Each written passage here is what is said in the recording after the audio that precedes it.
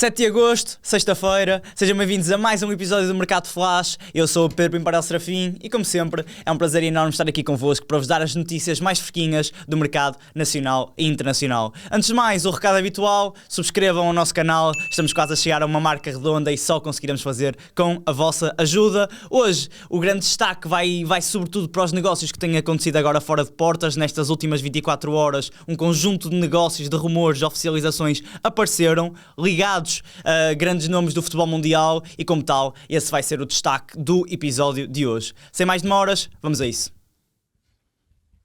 Newcastle perdeu o Bruno Guimarães para o Arsenal por cerca de 88 milhões de euros e anda agora à procura de um substituto, e há dois jogadores que atuam em Portugal na mira. Um deles já temos vindo a falar, Victor Froholt, é um jogador que os Magpies estão interessados, mas que teriam de bater então a cláusula de 85 milhões de euros para ir buscar então este médio dinamarquês ao Porto. Os Dragões não estão dispostos a vender um jogador por um valor inferior ao da cláusula de rescisão, e a turma inglesa, por sua vez, não quer chegar a um valor tão alto por um substituto. A verdade é que se fosse buscar Victor Froholt não teria margem de lucro então entre a venda de Bruno Guimarães e a contratação do novo reforço. Os valores são similares, não é? E como tal, surge uma nova opção, Richard Rios, um jogador que, se caso assinasse pelo Newcastle, não ia custar um valor assim tão alto como o de Victor Froholt. O Benfica avaliou o médio em cerca de 45 milhões de euros. Ele que chegou à luz no mercado de verão passado, vindo do Palmeiras, teve algumas dificuldades em adaptar-se ao futebol português numa primeira instância, mas rapidamente mostrou para o que é que vinha, não é? Em jogos grandes, lembro-me, por exemplo, exibição contra o Porto no Estádio do Dragão, ou mesmo algumas exibições contra o Sporting na temporada passada, mostrou que realmente é um jogador com características muito interessantes, um jogador forte fisicamente, com capacidade de progressão, bastante trabalhador, quem sabe se calhar o maior atributo que é imposto então a Richard Rios, e realmente parece estar com níveis de confiança maiores agora. O jogo contra o Hearts foi um bom exemplo disso, não é? Ele que entrou na segunda parte e deu maior tranquilidade ao Benfica numa altura em que as águias estavam a perder um pouco o controle do jogo, e acredito que poderá ser esta a época de afirmação de Richard Rios, um jogador que já na reta final da temporada passada estava a mostrar uma outra versão de si bem mais aprimorada. Veremos se o Newcastle continuará então a farejar aqui por território luso ou se vai buscar uma opção fora do contexto português. Richard Rios, que tem um contrato até junho de 2030 e uma cláusula de 100 milhões de euros. Falando ainda de Benfica, Gil Neves troca então o Benfica pelo futebol alemão, assina então pelo Köln um contrato de longa duração, um negócio a rondar 1 milhão de euros, e o Benfica assegura então uma percentagem numa futura venda, algo que o Benfica já tem feito em negócios deste tipo de venda de jogadores da formação, assegurar sempre uma percentagem de uma futura venda para assegurar um lucro superior. Estamos a falar de um médio luso-luxemburguês, 18 anos, campeão europeu sub-17 em 2025, apontou 3 golos durante essa prova, apesar de não ter sido titular absoluto na competição. Na última temporada jogou por vários escalões de formação dos encarnados, jogou pelos Júniors, sub-23, equipa B e Youth League, só que nunca teve uma oportunidade concreta na equipa principal. Rui Neves, o pai desta promessa portuguesa, ficou um pouco chateada com a forma como o Benfica é gerido, e antes mesmo desta mudança se concretizar, acabou por dizer o seguinte: a política do Benfica é amarrar os jovens durante 5 anos e depois decidirem de forma unilateral se lhe dão oportunidades ou não. Por isso, Rui Neves também se calhar foi uma parte importante nesta mudança do filho para o futebol alemão. Veremos se Gil Neves vai se afirmar então neste contexto bastante competitivo. Roselu foi sugerido então ao Porto, mas foi praticamente descartado então pela direção azul e branca. Estamos a falar de um ponta de lança de 36 anos que estava ao serviço então do Algarafa, de Pedro Martins, e que em 2 temporadas fez 28 golos, números bastante interessantes. Estamos a falar também de um jogador bastante experiente, não é? Um jogador com passagens no Real Madrid, no Newcastle, no Eintracht de Frankfurt, que ficou marcado na história merengue por aquele bis frente ao Bayern nas meias finais da Champions 2023-24, que acabariam mesmo por ser ganhas pelos relógios blancos. Agora está sem contrato, está livre para assinar por qualquer clube a custo zero, só que a opção prioritária área dos Dragões, então Santiago Giménez, que já temos comentado então nos últimos episódios. É o jogador que a direção azul e branca deposita grande confiança e é o jogador que a direção azul e branca quer ir atrás. Claro que vai custar um pouco mais aos cofres dos Dragões, mas é realmente um jogador que poderá vir a acrescentar muito ao Futebol Clube do Porto, caso realmente assine. Quanto ao Sporting, não há novidades, não estranhem não haver novidades, porque realmente já tínhamos falado no episódio anterior com o Beto que o negócio de Irankunda está praticamente acertado, por isso assistam ao último episódio, porque realmente vão ter muitas informações, muito suminho sobre os Leões. Jérémy Livolan tem sido um dos jogadores mais cobiçados no plantel do Casa Pia e, pelos vistos, já há acordo então entre os Gansos e o Raio Vallecano, segundo o Diário de Transferências, para um negócio. Estamos a falar do emblema espanhol ter de pagar então um montante a rondar os 2 milhões de euros, que a meu ver vai de encontro com o valor que o jogador tem. Estamos a falar de uma das grandes figuras dos Gansos nestas últimas temporadas, 10 golos, 12 assistências em 2 épocas, números bastante interessantes. É um jogador muito rápido, um jogador muito vertical, que aposta muito na sua capacidade de aceleração para fintar os opositores diretos. E recorde-se também que o Casa Pia já contratou Rochinha. Não sei se será suficiente para atacar esta próxima temporada. Eu acredito que o Casa Pia vá atrás de mais um extremo para jogar naquele corredor direito. Destacar que Jérémy Livolan tem um valor de mercado para o 0-0 de 2,5 milhões de euros e um contrato que se estende até junho de 2027. Oficial é a contratação de um novo central por parte do Vitória, Ahmed Sidibé. Estamos a falar de um defesa central de 24 anos, francês, esquerdino, rápido e forte nos duelos, como o próprio disse em declarações aos órgãos de comunicação do clube. Chega por empréstimo de uma temporada, concedido então pelo Venezia. Os conquistadores, no entanto, ficam com uma opção de compra. Não se sabe ao certo qual será o montante para esta aquisição então em definitivo, mas acredito que será um valor que será possível aos cofres então vitorianos. Estamos a falar de um jogador que começou a sua carreira como jogador profissional na equipa B do Saint-Étienne, seguiu para a Eslovénia, onde assinou pelo UFC Koper, chegou depois ao Venezia em 2025, mas realmente não se conseguiu afirmar, foram só 7 aparições, ficou longe de ser opção então na equipa da Série A. Por curiosidade, foi então colega de Issa Doumbia, o novo reforço do Sporting, e terá agora uma oportunidade para mostrar todo o seu valor num contexto se calhar mais favorável, o do futebol português. E Tiago Margarido, por sua vez, ganha mais um central esquerdino, de realçar que o Vitória tem nas suas fileiras Rodrigo Abascal e Eimar Mosquera com essas características. Para acabar, falando ainda de Vitória no que diz respeito a esta parte do mercado nacional, Lebedenko deixa então os vitorianos e segue então para o Arouca, permanece então na Primeira Liga e assina um contrato válido até 2028. Os valores do negócio não foram então revelados e estamos a falar de um jogador que não se conseguiu afirmar na última época com a camisola do Vitória. Foram 18 partidas, foi suplente de João Mendes, que realmente se afirmou como um grande jogador ali pelo aquele corredor esquerdo. No entanto, é um jogador com características bastante interessantes, um jogador muito ofensivo, capaz de fazer várias assistências numa temporada, e foi isso que mostrou ao serviço do Vizela quando em 2023-24 foi coroado como o melhor defesa da segunda liga, um jogador realmente com algumas aptidões que certamente darão muito jeito à equipa arauquense, e ele que vai disputar então a posição com Mário Climán, um lateral que chegou então do Cádiz. Abrimos esta janela do futebol internacional com Vinícius Júnior. Quando a hipótese do Arsenal parecia que estava a ganhar uma outra dimensão, eis que surge então um volte-face. Vinícius Júnior renova então pelo Real Madrid até 2032.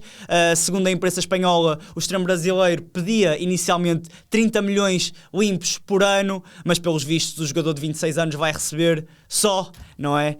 24 milhões por ano limpos, um valor salarial que poderá mesmo ascender a valores maiores consoante a concretização de alguns objetivos. José Mourinho terá considerado Vini Júnior um dos jogadores indispensáveis para esta nova época e acho que se vai enquadrar na perfeição, se calhar para o estilo de jogo matreiro que José Mourinho vai querer implementar nos merengues, não é? Um futebol direto, a explorar as costas da defesa, um pouco similar àquilo que o Real Madrid, à forma que o Real Madrid apostou na Champions 2023-24, não é? Com o Vinícius Júnior a aparecer muitas vezes solto de marcação nas costas da defesa, com o Real Madrid a chegar à área adversária com poucos toques, um futebol sempre muito objetivo, e estamos a falar de um jogador com um valor indiscutível, não é? 22 golos e 10 assistências pelos merengues na temporada passada, ele que fez um Mundial fantástico, 5 finalizações certeiras, 2 passos para golo, foi realmente um dos poucos jogadores que saiu valorizado naquela seleção brasileira, e acaba por ser um dia muito feliz para os madridistas, não é? Que ainda tiveram a oficialização de Ian Diomande, uma das grandes promessas então do futebol mundial. Mas atenção, que nem tudo são vitórias. Rodri já tomou uma decisão quanto ao seu futuro. O médio espanhol escolheu então o Barcelona em vez do Real Madrid. Os Rojos Blancos partiam à frente no que diz respeito a este negócio. Já tinham um acordo até com o Manchester City, só que Rodri acabou por seguir noutra direção, não é? De acordo com a imprensa espanhola, os motivos da escolha passaram um pouco pelo estilo de jogo que é moldado por Hansi Flick, um estilo de jogo que Rodri acredita ser mais adequado às suas características, um jogo que tem mais a ver com a posse de bola, com controlar o jogo, e Rodri acabou por optar pelos Blaugrana, com este a ser um dos pontos fundamentais para esta mudança. Só que houve outro fator também decisivo, que foram as várias conversas privadas que Rodri teve então com os colegas na seleção durante o Mundial. O próprio jogador já comunicou então a sua vontade à direção do Real Madrid de rumar então para a Catalunha. Estamos a falar de um jogador que também tem uma qualidade indiscutível, vencedor da Bola de Ouro em 2024, melhor jogador do último Mundial. A meu ver, é um jogador que pensa o jogo à frente de todos os outros, tem uma leitura perfeita de quais são os momentos do jogo e de como controlar as partidas no meio campo, e é um jogador que também tem muita classe nos pés, não é? É um jogador capaz de sair facilmente da pressão, é um jogador muito, muito completo, e não é por acaso que é considerado um dos maiores jogadores da atualidade. Os Blaugrana vão ter de investir um valor a rondar os 60 milhões de euros para tirar então o Rodri dos Citizens, e a oficialização deverá estar então para breve. Rodri que tem um valor de mercado de 50 milhões de euros e um contrato que se estende até junho de 2027. A transferência de Rodri poderá provocar então um rebuliço no mercado internacional, porque para suceder então ao atleta de 30 anos, o Manchester City pensa então em Enzo Fernandes. É um pedido expresso de Enzo Maresca, que já o treinou então no Chelsea, e a meu ver é uma aquisição que faz todo o sentido. Estamos a falar de um jogador que tem características, tem um perfil diferente do de Rodri, mas consegue oferecer muito, muito ao jogo nas equipas onde passa. Mostrou isso no Benfica, não é? Uma incrível capacidade de construção, um autêntico recuperador de bolas que, com os seus passos longos, com os seus passos curtos, consegue criar muitos desequilíbrios também em zonas mais avançadas do terreno.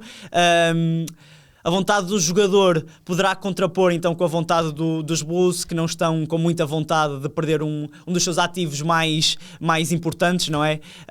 Enzo Fernandes foi adquirido então às Águias no arranque de 2023 por 121 milhões de euros, um valor muito, muito avultado, só que agora o Chelsea quererá ainda vender o jogador por um valor superior, se calhar a rondar os 150 milhões de euros. Acho que não é um montante descabido para o valor de Enzo Fernandes, ainda para mais tendo em conta os valores que têm sido associados ao mercado de hoje, não é? Cada vez mais jogadores são vendidos por valores superiores a 100 milhões de euros, e a meu ver 150 milhões de euros é um valor justo para a qualidade de Enzo Fernandes, tendo em conta os padrões atuais.